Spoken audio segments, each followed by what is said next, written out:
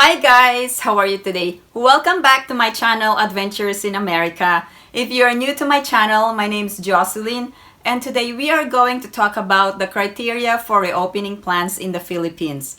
Currently, foreign tourists are not allowed in the Philippines. However, one of the criteria to open the Philippines for tourism is the aggressive vaccination of its citizens.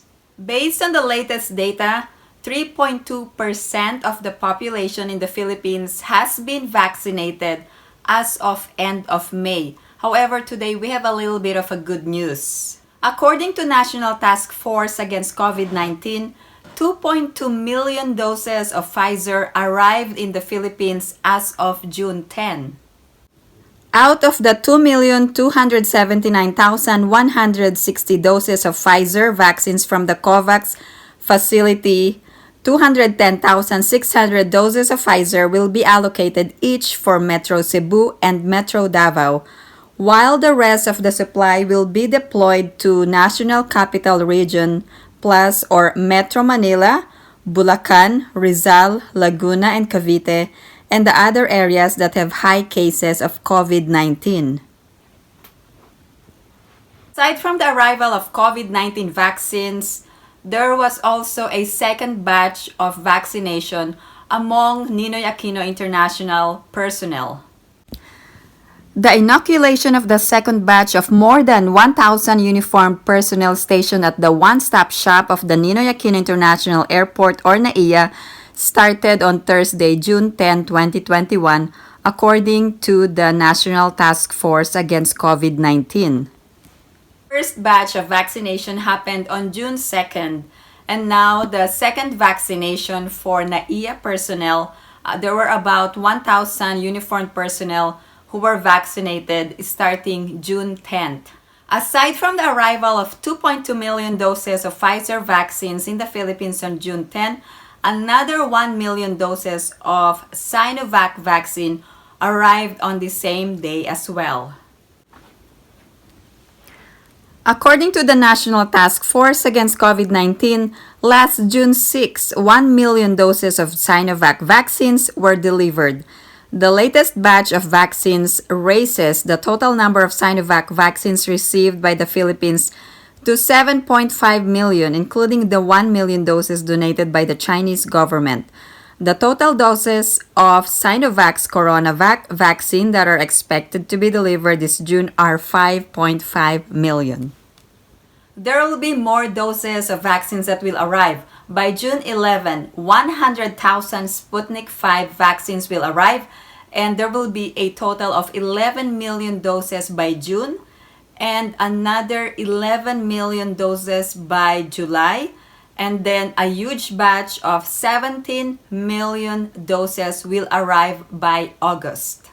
However, the vaccine supplies will be focused on 1,500 barangays, and as they are being identified as the centers of gravity for COVID.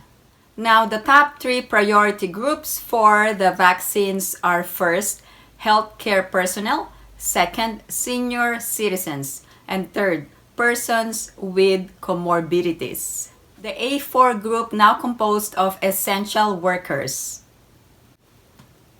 According to Galvez, he estimated that by September or October, the full inoculation of the A4 priority group will be completed. By the fourth quarter, he said the government aims to vaccinate 30 million young Filipinos, adding that more funds are needed to cover this sector. National Task Force Against COVID-19 Chief Secretary Carlito Galvez Jr. announced that vaccine manufacturers have committed to ship out a steady supply of larger vaccine doses to the Philippines. 2 days after the official launch of the vaccine program for the A4 priority group, Galvez assured local government units that they will benefit from the arrival of bigger vaccine supplies. Now that we're assured with a steady supply of vaccines, our vaccine deployment is also expected to normalize. Galvez noted that while the vaccination of health workers, senior citizens, and persons with comorbidities remain the top priority in the vaccine program, more individuals under the A4 category are anticipated to be inoculated starting Monday next week. It is estimated that the A4 group will be completed by September or October.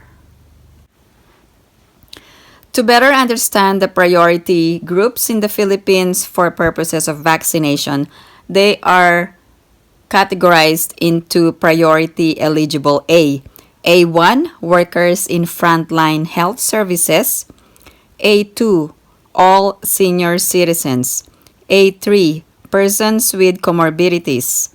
A4, frontline personnel in essential sectors including uniformed personnel. A5, indigent population. Now, Resolution number 117 of the Interagency Task Force reclassified other groups. Number 1, outbound overseas Filipino workers for deployment within the next 4 months from the intended date of vaccination shall be recategorized to priority group A1. Number 2, immediate family members of healthcare workers shall likewise be included under priority group A1 should supply be available. Number 3, the following shall be included to be eligible for vaccination under priority group A4.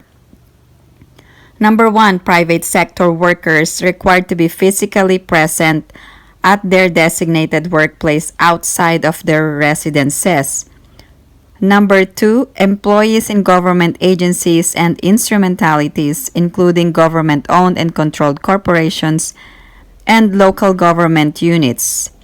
And number 3, informal sector workers and self-employed who may be required to work outside their residences and those working in private households.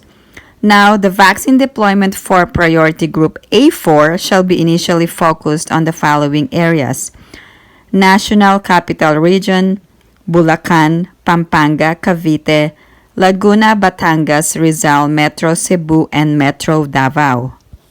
How many in the population has been vaccinated? As of June 7, there were already 6 million vaccinated individuals in the Philippines. So these are the updates regarding the vaccination in the Philippines. And if you have any other questions or comments, please post them down below and I will get back to you as soon as I can. Also, if you recently traveled in the Philippines, please share your travel experience, and if you can provide as much details as you want regarding your travel experience, I would really appreciate it. Again, guys, thank you for watching, and if you like this video, please give it a big thumbs up. And if you haven't subscribed to my channel, please subscribe and hit that notification bell. I always welcome new subscribers. Thank you guys for watching. I hope everyone is staying safe and have a great day.